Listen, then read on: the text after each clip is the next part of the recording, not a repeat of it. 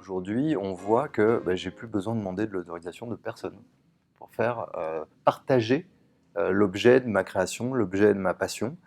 Et on n'a plus, c'est ce que Seth Godin appelle la révolution des amateurs professionnels, c'est-à-dire qu'on n'a plus besoin du tampon d'un organisme officiel pour s'adonner à une envie, une passion, et ça fait naître le sentiment que je suis libre finalement de faire ce que j'ai envie de faire. Alors encore une fois, on va pas faire café du commerce, on peut débattre 1000 heures du fait que c'est un sentiment erroné ou non, mais de fait, j'ai un blog, je peux écrire et échanger avec vous tous comme je le souhaite. J'ai un copain il rêvait d'être critique de cinéma, je vous laisse imaginer qu'il y a quand même peu de postes. Il a créé un blog, aujourd'hui il doit avoir une 50 000 vues par mois. Je ne sais pas où en sont les cahiers du cinéma, mais 50 000 vues par mois, c'est pas mal. Ça veut dire quelque chose, ça veut dire que le gars, en tout cas, est suffisamment vu pour demander des interviews lors d'avant-première, les obtenir et vivre un petit peu son rêve. Et ces nouvelles générations sont les mêmes que celles encore plus drôles, les ceux qui ont 20 ans, donc peut-être que vos enfants écoutent. Il y a une vague de DJ, la nouvelle scène française, avec des Tilassine, des Fakir, des gens qui ont appris la musique dans leur chambre, qui bidouille avec un logiciel à 150 euros, qui plus est même GarageBand, qui est peut-être livré directement sur Mac, alors que moi, pour le coup, ça coûtait encore une fortune quand je me suis mis à la musique. Ils postent sur SoundCloud et YouTube, et ils sont invités dans les plus belles scènes londoniennes. Alors, ce petit discours un peu décousu de tout ce qu'on peut faire n'a qu'un but, c'est juste de partager avec vous, moi, ma vision, qui est que ces gens-là, qui sont ceux avec lesquels on va bosser demain, quand on va leur expliquer ce qu'ils doivent faire, quand on va leur dire à quelle formation ils doivent suivre, combien de temps ils doivent s'enfermer dans une salle devant des PowerPoint avec quelqu'un qui va leur expliquer des choses, c'est assez amusant de voir leur réaction. En fait, il me semble que le digital, moi je le vois plutôt à provoquer plein de bouleversements et que ça change la posture du manager qui est obligé de prendre en compte ces bouleversements et de se dire, du coup, face à ces attentes, ces nouveaux comportements, comment moi je m'adapte et qu'est-ce que quelqu'un attend de moi.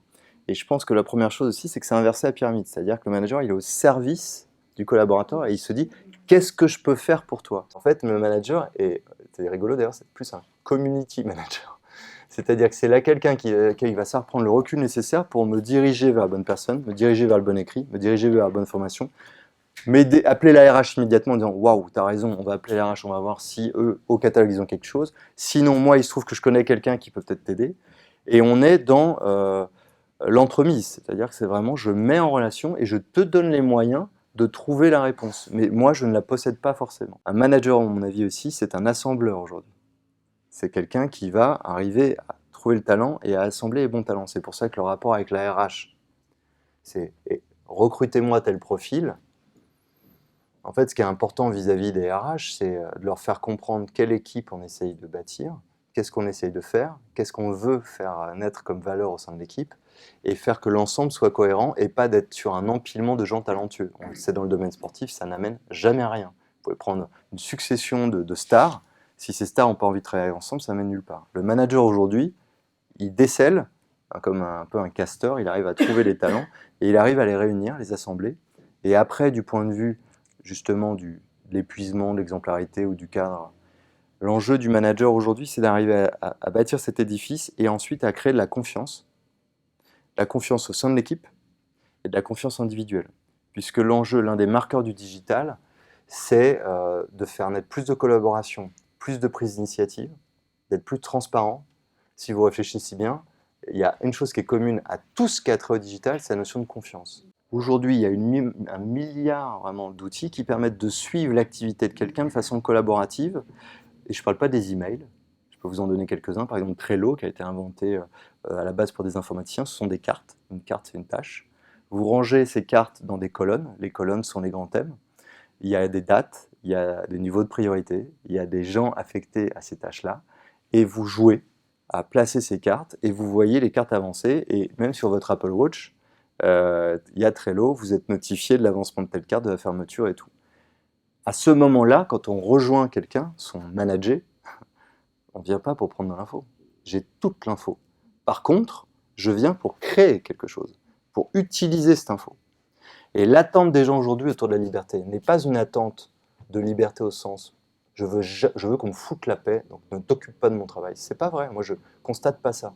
Je vois plutôt vraiment un rejet des instances de contrôle qui n'amènent pas de valeur. Et moi, j'ai pas été habitué à ça. Moi, manager, c'est voir mes direct reports une demi-heure par semaine, c'est faire la réunion d'équipe, c'est qui m'envoie régulièrement leur point d'étape. Même moi, je ne suis pas si vieux que ça, ben, je suis déjà assez vieux pour voir ça.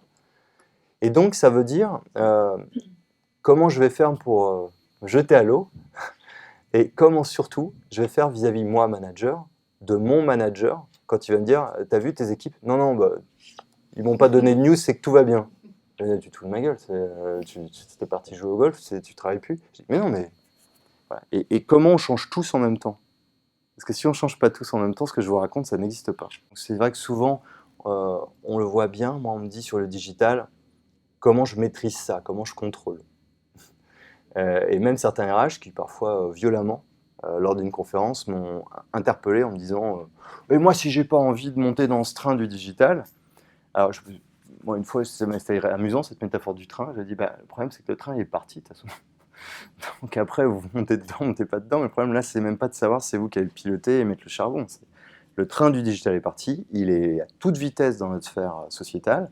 La question c'est, avec tous les bouleversements que ça a provoqué, comment on va appréhender ces bouleversements dans la sphère professionnelle. Et donc aujourd'hui, moi, ce que je vois par rapport à notre thème, c'est qu'en fait, il y a un petit côté Babel, quoi. C'est-à-dire qu'il y a effectivement des gens qui arrivent, qui ne comprennent plus effectivement la relation manager-manager, etc. Qu'est-ce qu'elle incarne? Qu'est-ce qu'elle veut dire?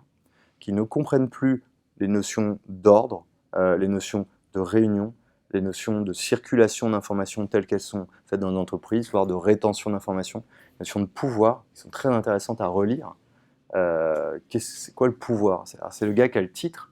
Moi, je suis fondateur de ma boîte, on est bientôt 500.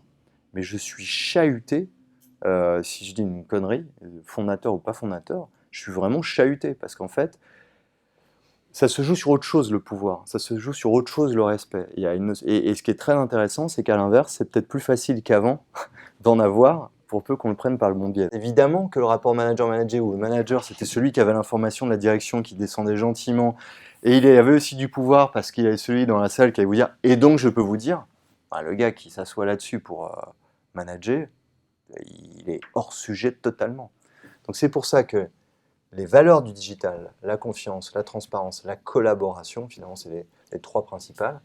C'est à la lueur de ça qu'il faut bâtir une relation. Donc ça paraît encore une fois très bisounours, hein, dès un jeudi matin comme ça, genre le mec plane complètement. Moi, je vous dis quand même, hein, j'ai quand même 500 personnes dans la boîte, 800 clients, 5 millions d'utilisateurs. Donc je sors de temps en temps voir des vrais gens. Hein, je ne suis pas que à écrire des bouquins.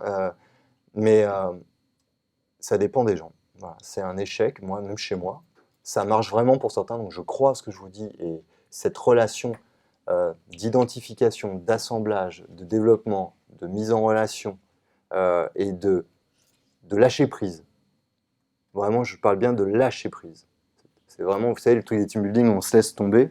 Je trouve que si je devais mettre une image sur la relation manager-manager, il doit y avoir cette forme de lâcher prise où à un moment donné, on lâche les rênes et on est étonné de voir que les gens, quand vous avez fait des recrutements de personnes en qui vous pouvez avoir confiance, qui comprennent leur contribution individuelle par rapport au collectif, ça fait beaucoup de si, mais ça c'est le job, c'est un vrai job de construction. Quand vous faites ça, ça marche.